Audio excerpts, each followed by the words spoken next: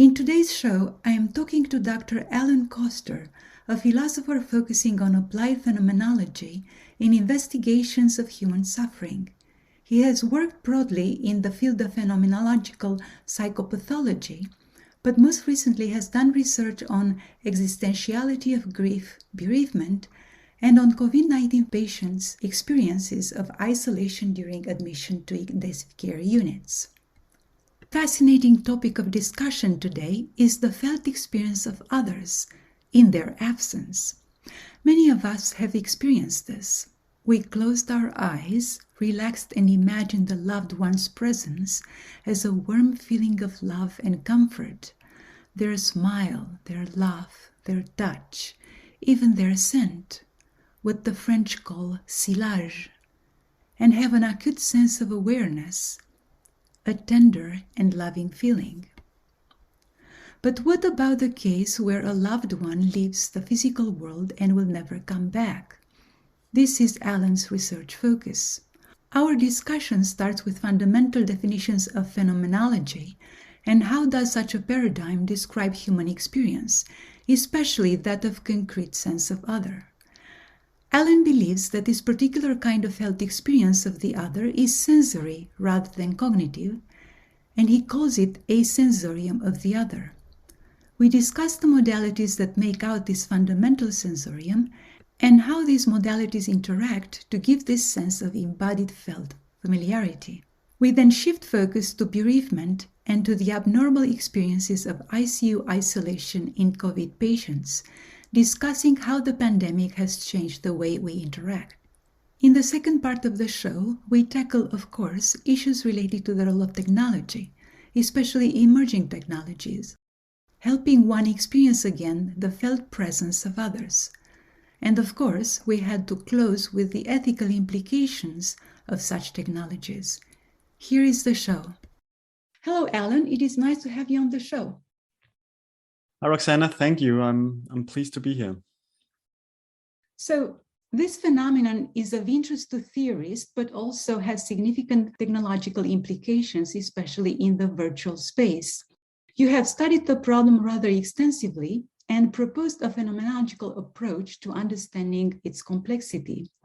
Some researchers like you, and more recently me, believe that a phenomenological orientation may provide a more nuanced interpretation of an experience rather than other proposals. And from this point of view, this kind of experience of intimacy is constituted by an embodied felt of familiarity, meaning how the specific presence or absence of a specific person makes us feel, what you call a distinctive atmospheric presence characteristic of my experience of how that particular person inhabits our shared space. First of all, what is phenomenology, and especially the phenomenology of embodiment? And how does such an approach help us better understand this embodied felt experience of familiarity? Phenomenology is one of the major philosophical traditions in the past 150 years. It was developed in the end of the 19th century and throughout the 20th century, and is today really a well-established philosophical discipline. It's also a branch of philosophy that has merged out. We had extensive dialogue with, for instance, areas such as psychology and anthropology, social sciences, broadly speaking, qualitative methods, and also recently there is quite a few collaborations between phenomenologists and neuroscientists. In its philosophical sense, phenomenology is an attempt to describe the structures of human experience. That is, the structures of, so in one way, you might say the structures of subjectivity, though that is sometimes not necessarily the words phenomenology is used. And what I think needs to be said in order to understand what characterizes phenomenology in its philosophical sense, when we talk about subjectivity and structures of experience, we're actually trying to aim at a phenomenon that is rather objective in nature. That means when we say subjective, it should not be understood as something that is closed off in an individual mind and unattainable and that we cannot know anything about. Rather, when we talk about the structures of experience or structures of subjectivity, we're talking about something that is to some extent invariant and universal. A good example of this could be that in order to have an experience, that experience will necessarily be situated in time, that it is temporal. It is unimaginable to come up with an example of an experience that does not have a temporal nature, most phenomenologists would say. So phenomenology is then the attempt to characterize what is a temporal experience. Is that experience subject to alterations? One might ask, for instance. That is something that has been brought up, particularly within the field of something called phenomenological psychopathology, which is the phenomenology of psychopathological states of mental illness, where you'd see that, for instance, the experience of time is altered in a range of conditions. For instance, time might be slowing down in depression and so on. So phenomenology is an attempt to describe experience from a first-person perspective in a way that's rather objective, in a way that aims at scientific validity. You claim that this particular kind of experience of the other is sensory rather than cognitive. In fact, you call it a sensorium of the other. And you rely here on Merleau-Ponty's notion of intercorporeality to frame your analysis of the sensorium of the other. What exactly is this sensorium? And going deeper into this notion, what are the modalities that make out this fundamental space, sensorium of the other?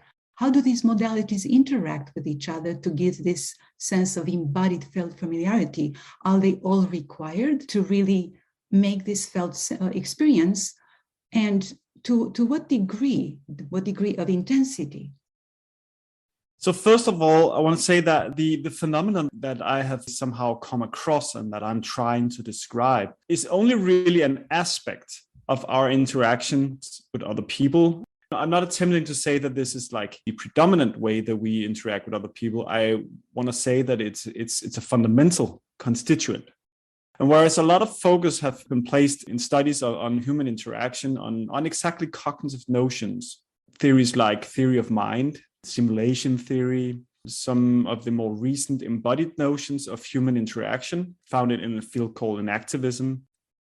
Most of these approaches do not really capture is the importance of the carnal, of physical presence of another human being and how we may be habituated to that. That is how that might be something that is ingrained in us, like a felt sense of a person. So what I'm getting at here is a phenomenon of how I can get a feeling of a person, not necessarily knowing him or her, but rather feeling that person in that person's particularity. So in order to get to this, I want to say, to take it back a little bit, the avenue through which I sort of got onto this phenomenon was through the study of bereavement. I interviewed a lot of people who had lost a parent while they were children or young. And then I talked to them later in life on their experiences of having gone through this trauma.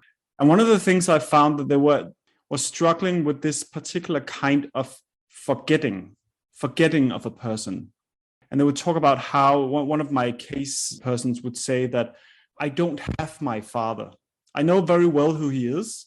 I know a lot of stuff about him. I have even I have his grade books. I have pictures of him, but I don't have him. And I sort of got curious, what might she actually mean about that? What might the intention be behind this kind of statement? And when she answered, she would say that I have no sense of who he was. I have no feeling of who he was. So in that sense, he remains abstract. He could be like anybody.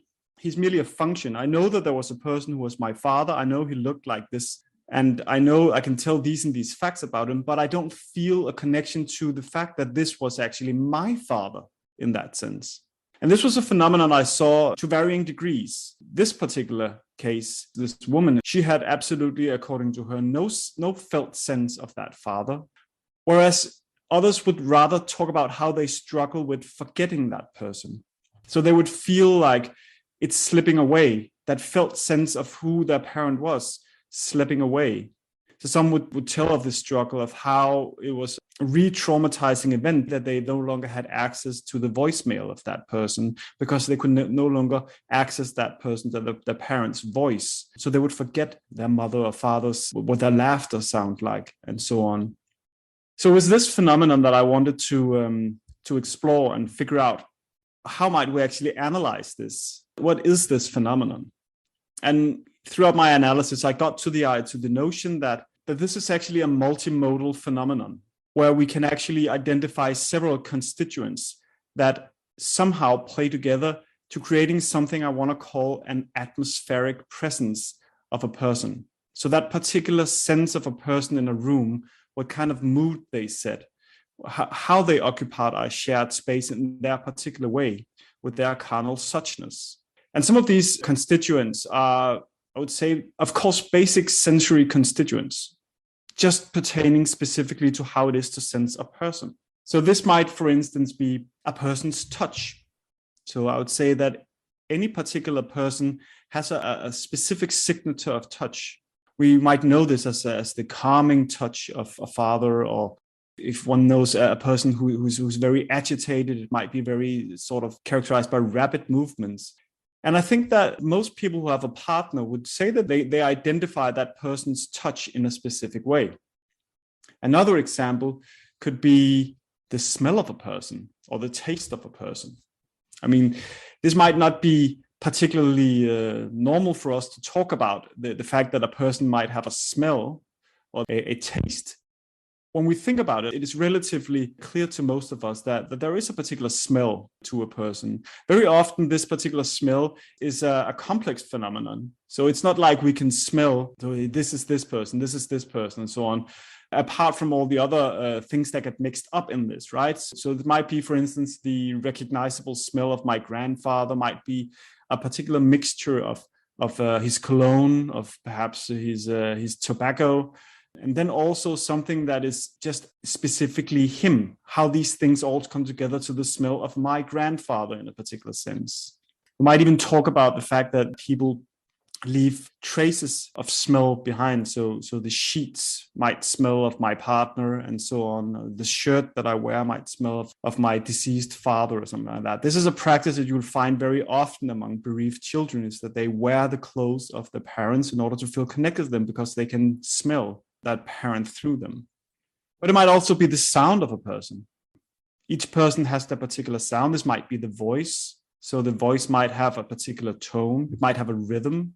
It might be calming, agitated, but it might also be the sound that the person makes just simply by moving around in the sound of my mother as she potters about in the kitchen. And it could be what I call visuality, which is something that is very caught up with a notion of expressivity. So when I talk about visuality, I'm not necessarily talking about what can be represented in a picture. So the particular expressivity that can actually perhaps exactly not be caught in a picture. And also, lastly, I would refer to the particular recognizability of a person's movements, their kinesthetic melody, that any person would have a particular way of moving around and a particular rhythm to that. And all of these things come together in some sense in a phenomenon where all these are integrated and not separated. They can, of course, be separated analytically. And it's not necessarily the case that each of these elements needs always be in place. Some might be more prevalent than others. But what they do constitute, taken together, is this, what I've termed the atmospheric presence of a person, which is deeply carnal and which is specific to that person's individuality. It is something that is, I would imagine, is very, very hard to replicate. Yes, this is fascinating. Let's now talk a little bit about these women, these young women, your subjects, in the vignettes that you consider for your research, and in particular, their felt need to reconnect with their lost fathers. If I recall well, by reading your papers, they looked at the pictures, both of them looked at the pictures and watched video recordings of their fathers, trying to pay attention, as you said, to their facial expressions, the way they move, posture, eyes, right? So the eyes were a very important point of connection, smell, to touch and being touched, trying to find something recognizable or familiar. Yet, only one of them succeeds in recovering this connection. The other one does not, and she is in fact miserable at the end of the process. She says, my father is not tangible, and therefore He remains a stranger to me. I do not have him. I really found this fascinating. So my question here is, what is the missing link to connect the who and what with the how? Meaning, what is the missing link that would help them re-experience the sensations, feel again their father's physical presence? How come one could do it, but the other one could not? Yes, I think, first of all, this was actually a phenomenon that took me a bit by surprise. But I discovered it through a practice where I would sit with them and show them representations of their deceased parent and get them to provide a phenomenological description of what's happening here. This phenomenon I'm talking about, I consider it as an aspect of our body memory. How does the body remember another person? So we might also, again, have more cognitive representations of how we remember a person through stories, through knowledge, and so on, through various kinds of memories that we can access and put into language, basically express. So, but this phenomenon is kind of different, an embodied sensation. And what is particular to body memory is that it is not self-reliant. The body memory needs something to connect with. That is, for instance, we might consider riding a bicycle, an aspect of body memory. However, you do not know how to ride a bicycle without actually being on a bicycle. The same if you're typing on a computer, then many of us are able to type without looking, which means that it is a memory that is placed in the fingers, basically. But most of us will not be able to just sort of cognitively represent the placement of all the letters on a keyboard afterwards, right? This shows the difference. The body that remembers, it needs something to connect. And the problem with remembering, sort of cultivating body memory in terms of the deceased is that the deceased is no longer there, really, right? The deceased is irretrievable. So you cannot stimulate it at all. One of the, I think, contested themes in the phenomenology of body memory is whether we can actually forget, whether the body forgets. In Denmark, where I live, we have a saying, I'm not really sure if it's also a saying in the States because we all ride bicycles here, but you say once you've learned how to ride a bicycle, you never forget it. And there's definitely some sort of truth to that. As long as you know how to ride a bicycle, you can jump on a bike 20 years later and you might actually still be able to do it. However, I do find that the overall claim here very dubious, because I think we have a series of examples of how body memory actually does corrode. So when I was younger, I played a lot of music. I taught myself loads of piano pieces. If I were to sit down today, I don't play piano anymore. If I were today was to sit down and try to play the piano, I would not remember this. I think anybody who plays music knows how body memories corrode as well. So, but what keeps a body memory alive? Well, enactment. Basically that you actually continue to do that. So if we return to the two cases here, I want to say that those two cases were extreme in the sense that one of them showed the complete absence of a felt sense, and the other showed a very, very thick presence of a felt sense. So the difference here is first of all, one must say it has something to do with age.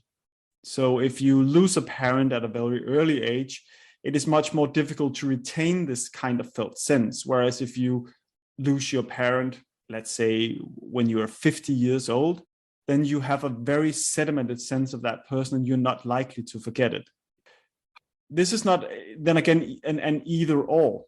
I think that what some of these people who were able to retain this kind of felt sense of their parent, what they had done was they had engaged in various practices that kept the felt sense alive. They had in some way nurtured it. And you can do that through what I've termed trace carriers. I mean, the presence of a person lives very much in things. And these are sort of proxies for the presence of a person, distinctive things that represent the life of a person. So if I should give some examples of this, I might say that some of the practices that these people have done throughout their lives in order to retain this felt sense of their parent was that one of them had kept on to an armchair that she particularly associated with the contours of her father. She would always have access to see the father's figure as he was sitting in that chair. So that chair had always brought that around with her in order to sort of use that to reconnect with her father. Another example would be fingering. So one of my informants would tell how her mother had this very characteristic half-moon shaped finger ring, that she remembered her finger as a child just playing with this half-moon shape. And then now she would wear that ring and start fiddling with the ring whenever she needed to sort of create some sort of felt sense of that parent. Or it could be wearing sweatshirts where most of these, even 20 years after, can still feel that, can smell the deceased parent. So things can act as proxies to maintain this felt sense. And in the reverse, you might also say, if all of these things are removed from the vicinity of the child, they have very little access to actually maintaining this sense. So if one should come up with an explanation of why this one case person was simply unable to create any connection to her deceased father, I think we need probably to consider quite a few reasons for that, or quite a few factors are involved here. One of them might actually has something to do with dissociation and trauma and so on, but this is a complicated analysis. But when you look at her life story, then what she could tell was that once her father died, her mother removed all traces of that father, any pictures or clothes or items, anything belonging. And she only had very few things that belonged to him that she kept in a little box. And again, also her mother would not in any way help her facilitate engaging with these as memories. So I think that there is a material scaffolding and a social scaffolding involved in maintaining that sense. Yes. So you also say that this manifests in what is called shared patterns of interaction, which are put into place every time two people meet again. Well, in this case, one person is not physically present anymore. And this actually goes back to the notion, Merleau-Ponty's notion of intercorporeality that you're using in your research.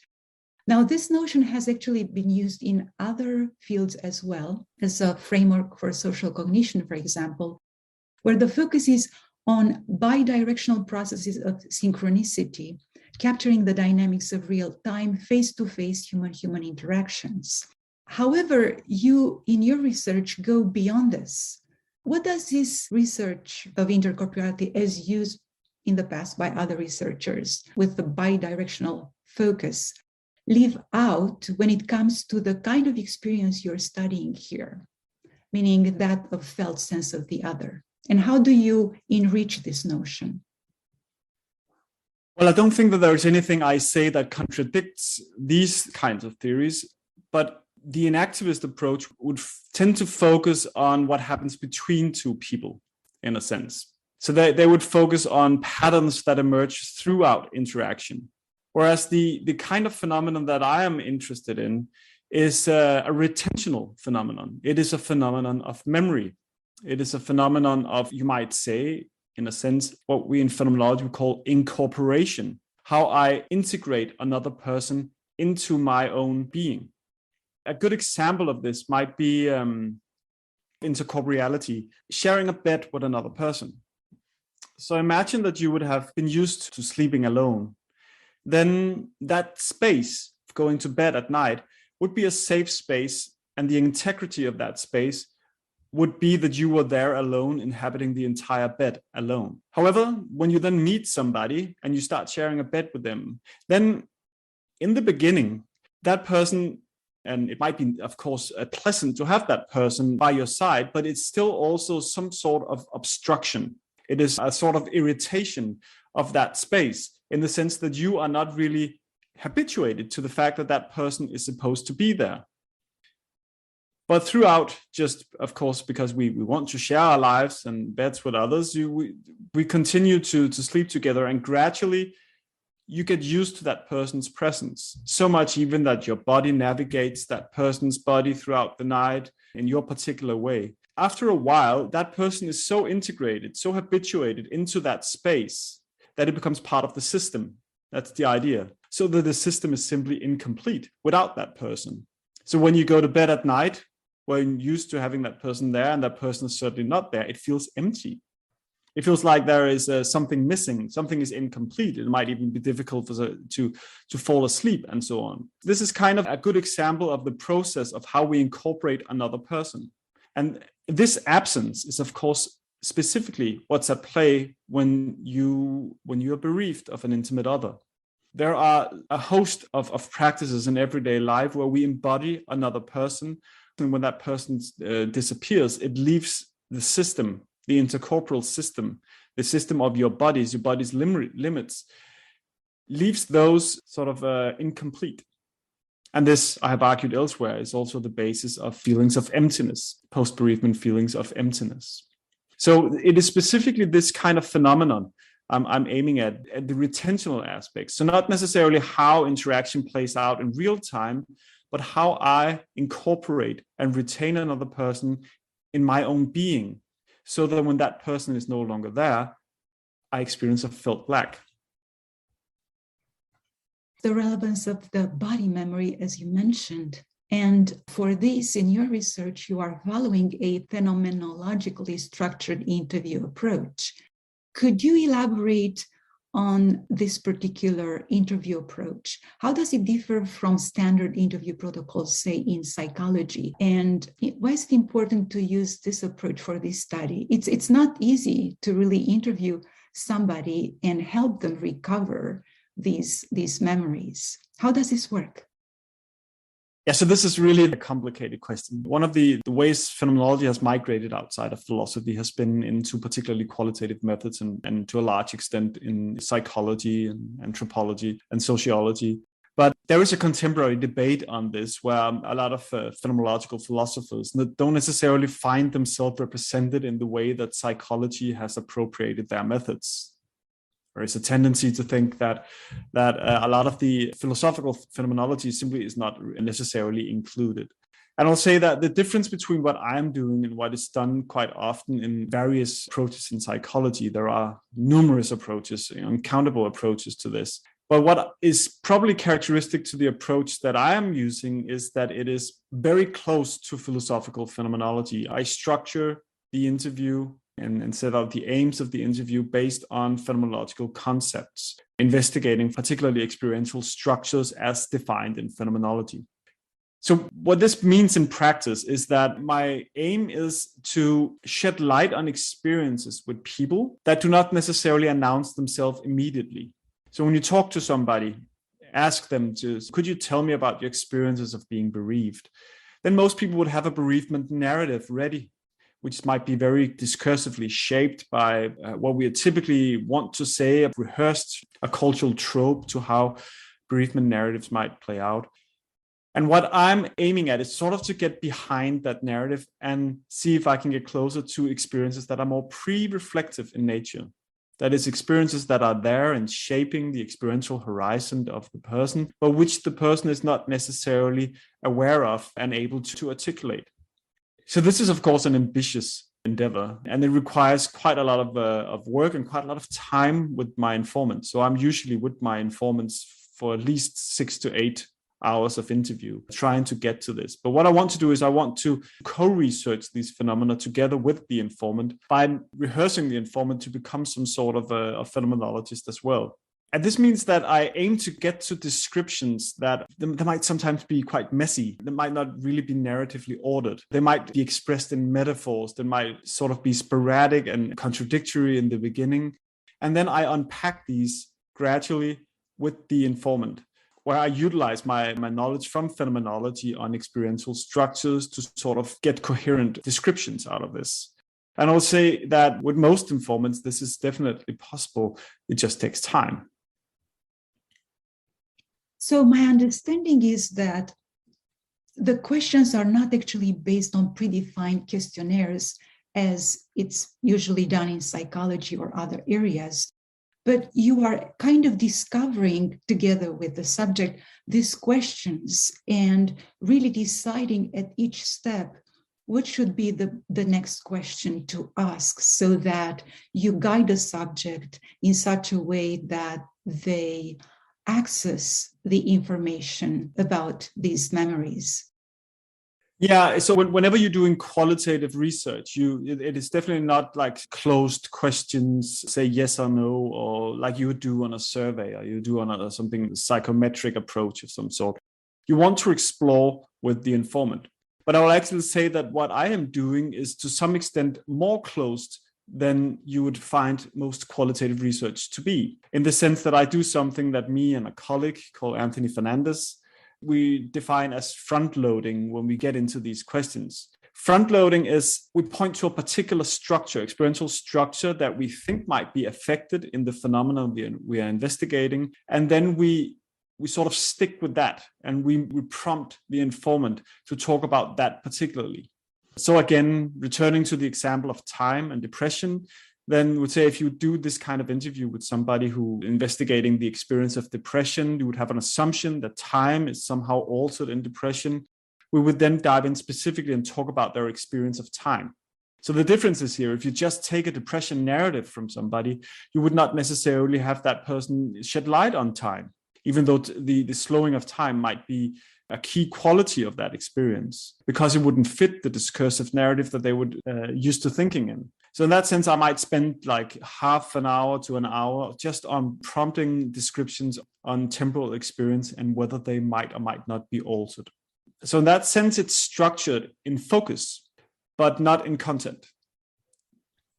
Yeah, very interesting. So you are probing them on some dimensions that usually would not actually come up in their own description if you ask them to, let's say, tell their story, right?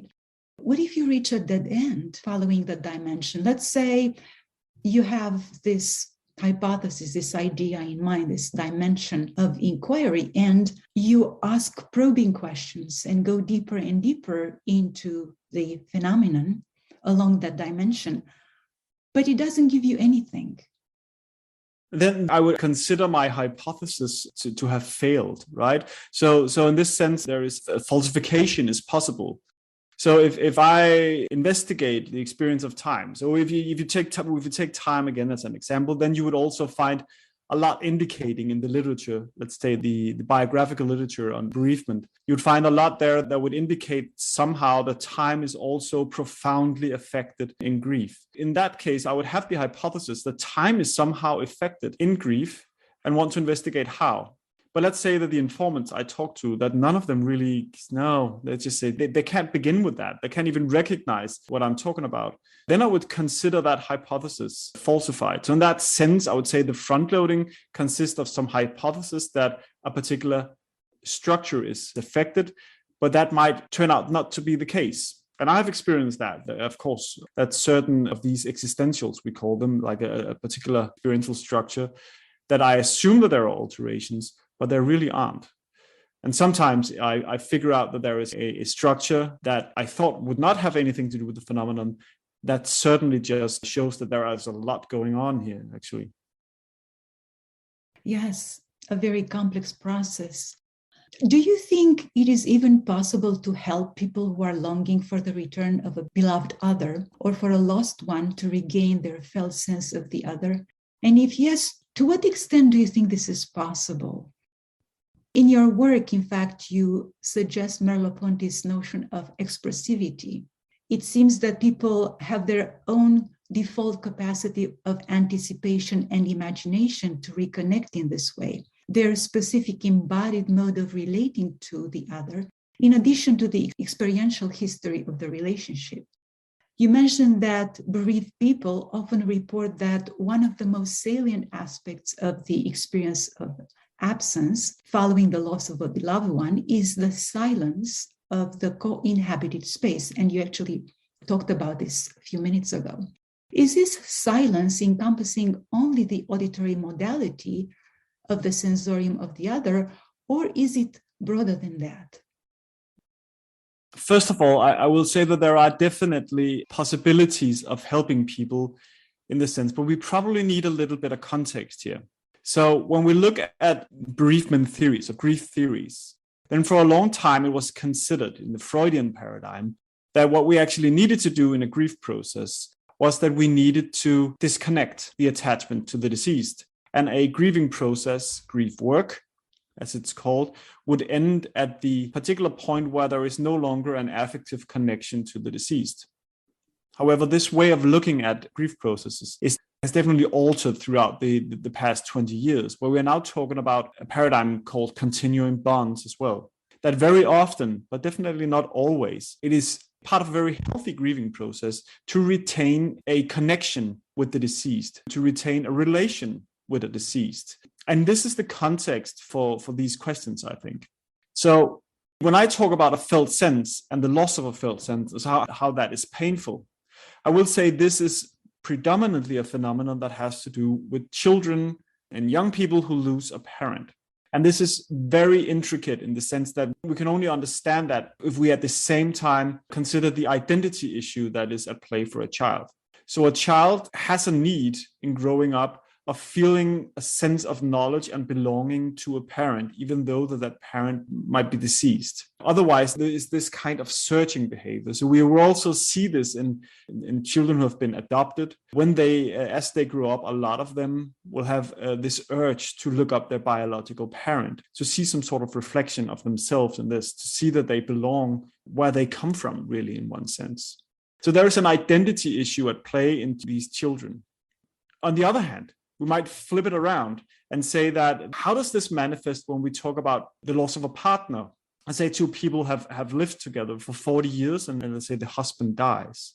Then here it might actually be the opposite that is relevant. Here there might actually be too much felt presence. And this is really interesting because of a very common, almost 50% of all people who lose a partner experience what is called quasi-sensorical experiences. That is, they keep seeing, they keep feeling the nearness of their partner. So one elderly woman I talked to say, I can't get rid of him, her husband, right? I can't get rid of him. He keeps sitting in the chair smoking his pipe. I can't continue to have our old bed because he's there right next to me. I can feel his presence. I can feel him breathing as I fall asleep, and it's very uncanny. I don't know what to do about this. So she actually, in the end, had to get rid of furniture, had to move house in order to get rid of the intensity of the presence of the deceased. So we have two very opposite problems here.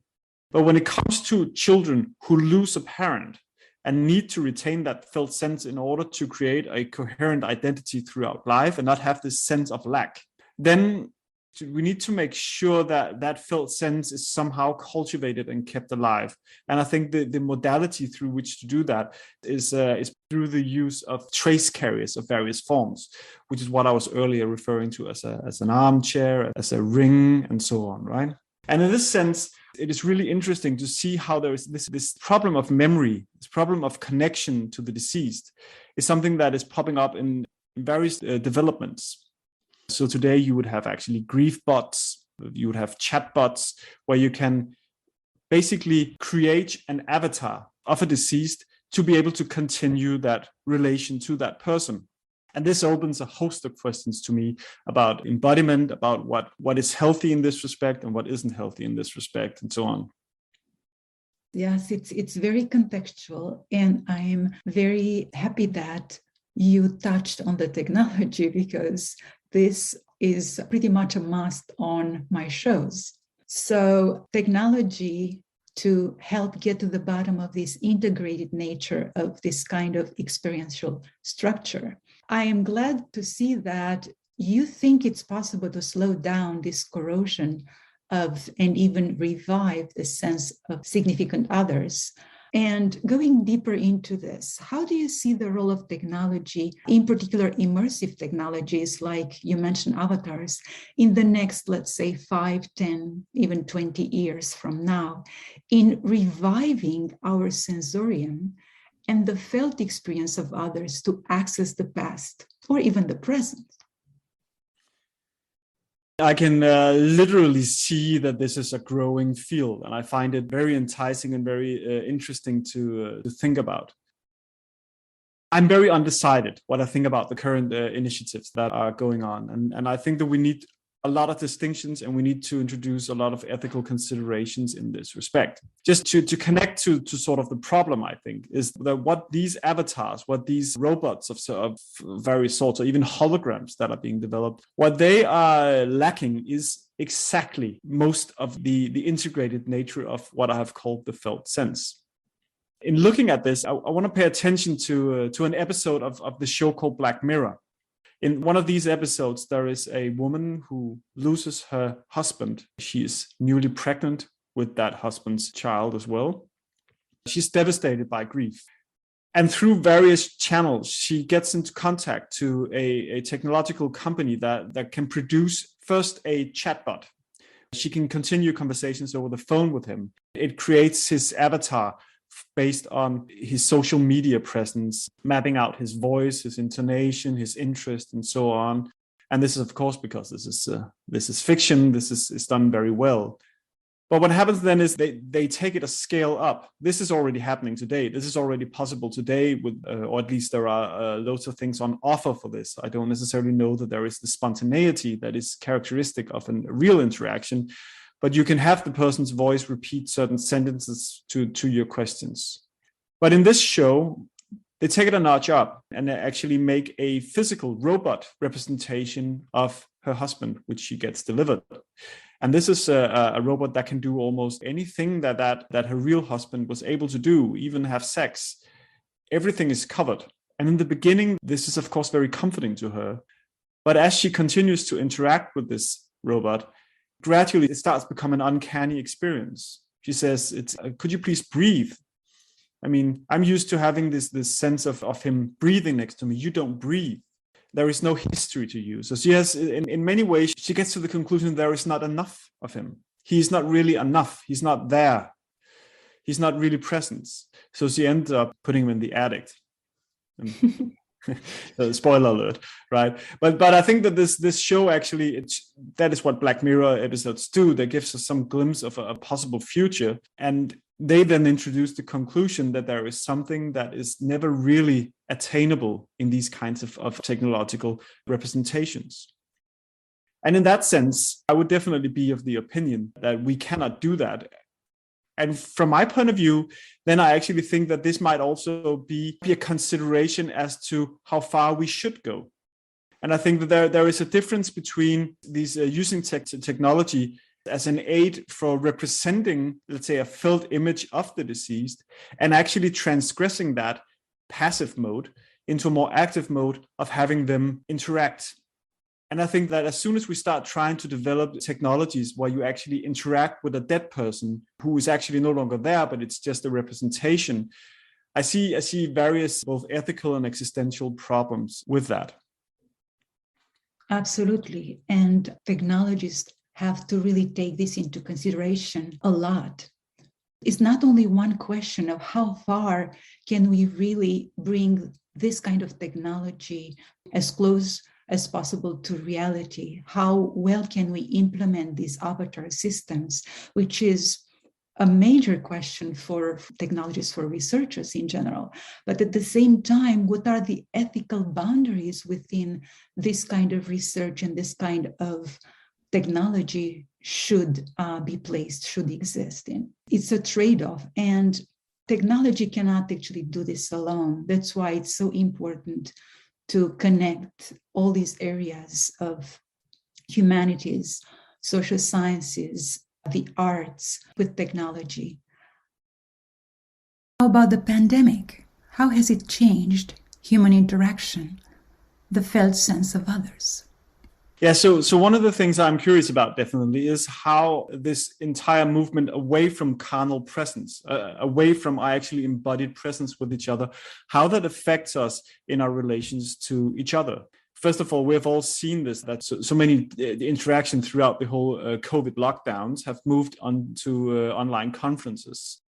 This is still a pending open question. I think a lot of people are considering this, how this actually might affect our relations, what's actually missing here. And I think that one way of getting some sort of grip on what is actually going on, we could look at the conditions it creates for intimacy in a sense. So throughout the first lockdown, I did interviews with the people who participated in group therapy at the center, the National Grief Center in Denmark, where I work currently. And I interviewed them about this process of actually going through group therapy meetings that started out live in person, where they were all gathered in a room, and then moved into a virtual space afterwards. And then also we had participants that only did the virtual space, that they hadn't met each other. And there was a profound difference to be seen, right? So group therapy is definitely a matter of intimacy. Without intimacy, it doesn't really do what it's supposed to do. And what you could see is the very fact that people had actually met each other at one point made the therapy to a large extent possible. Afterwards, moving into the virtual therapy, the web-based therapy. Whereas those groups where they had never met each other and only met each other online, this kind of intimacy was not there.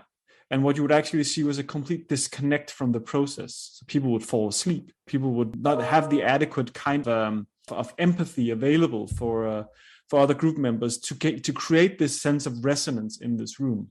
And I think this is an important part. This shows us some aspect of what might be going on when we don't have the felt presence in its full range presented to us in other people, and how the retentional aspect of that also matters. So when I have met somebody, when I have gotten this felt sense of their presence in a room, like in space, I can bring that as a condition for continuing that sense of intimacy in web-based communication.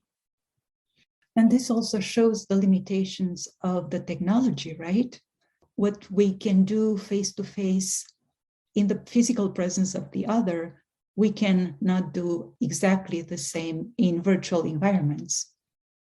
Exactly. I think that points to some of the conditions. What conditions this? I mean, you do get some sort of felt sense of a person by doing a video conference with them, but it is far from a felt sense is a very gradient phenomenon. I mean, there can be little of it and a lot of it. And what we really need is some sort of adequacy in order to get the most out of a human interaction. And here I think that any solution for people cooperating where they don't meet each other at all, I think that will potentially be devastating. But you can actually also circumvent that by having people meet each other and then still being able to continue a lot of remote work through a video conference. This, in a way, also connects to the abnormal experiences of ICU isolation in COVID patients. And this is something that you've started to research recently as well. Yeah, so this is actually also a phenomenon I think that is very present not only in that, I will get back to it, but also in solitary confinement. So if you take solitary confinement, when people are imprisoned in solitary confinement, you very often see, for instance, in Denmark, where I'm situated, you would see that people will still have access to video conferences with family, close relatives, and so on. But nevertheless, the complete absence of the presence of another person physically in the room quite often can produce some very disturbing and abnormal experiences, such as hallucinations, self-harming behavior, and so on. People really feel ill. This is well documented in the literature.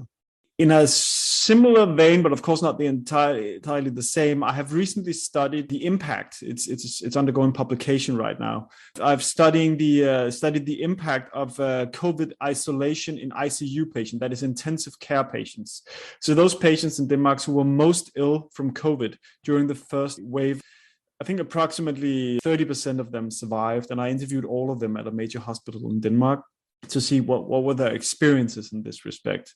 And one of the things that were really challenging for them was exactly the absence of real physical carnal contact with another person. So this situation is a little bit peculiar because during that first wave, they were not allowed visitors at all. And some of these admissions were really long. I mean, close to 100 days, some of these patients were in this isolation room. Though they were not alone in the sense that there were no person in there was always a nurse. So in ICU in Denmark, there was a saying that the ICU nurse never leaves the patients. There's always a nurse for a patient. But that nurse was completely covered in protective gear, meaning that you could not really tell that person apart from another person. So it was a complete anonymity. So these patients would talk about how that would create a strong sense of loneliness. They also had a range of other abnormal experiences, which I will not address here because they can be very difficult to distinguish from the fact that they were drugged and they were ill and so on, right? But this particular experience of not being able to recognize the person they were with was very unsettling to them. It was this complete anonymization of all relations while they were in there, causing a profound sense of loneliness. Some of them would describe they would start to shift around into the sensorium. They would start looking at not necessarily the sensorium in its totality, but start looking at particularities that they could identify. So, for instance, a nurse's way of walking. the sort of kinesthetic melody through which that person moved around in the room would be a distinguishing feature. In some cases, the voice was actually also a distinguishing feature, but that was also very difficult because the sound was really muffled by protective gear. But certainly, the way that you would recognize a person was no longer visual. It was not necessarily auditory. It was not based on, the olfactory in the sense of smell, but certainly the distinctive way of recognizing a person was the particular way that that person moved. But overall, this was an experience of deprivation. And even though that they were never alone, it was a profound sense of loneliness that they experienced as one of the most challenging aspects of being isolated. Yes, fascinating. These particular cases, these scenarios are very, very important and very timely right now. We have so much to learn about, so much to research on this. We don't really know a lot of how to handle these situations. And I look forward to research on this. Fascinating. This is really fascinating, Allan. We are now at the end of the show, and unfortunately, we have to wrap up. How can our audience learn more about you, your research, and where they can find you? Most of my research should be available in scientific journals, and it's a matter of just Googling, I think, but some of these are behind. You need to access them through paid subscriptions. There are also channels such as ResearchGate and academia.edu and so on, where you are able to obtain my papers by contacting me directly. Fascinating research. It has a very, very bright future, very challenging in terms of implementation, but with so many applications. And I hope that our listeners can take this research, and if they decide to take some aspects of this to implement them, they do it in an ethical and human-oriented way. Thank you so much for your time, Allan. This was great. Thank you.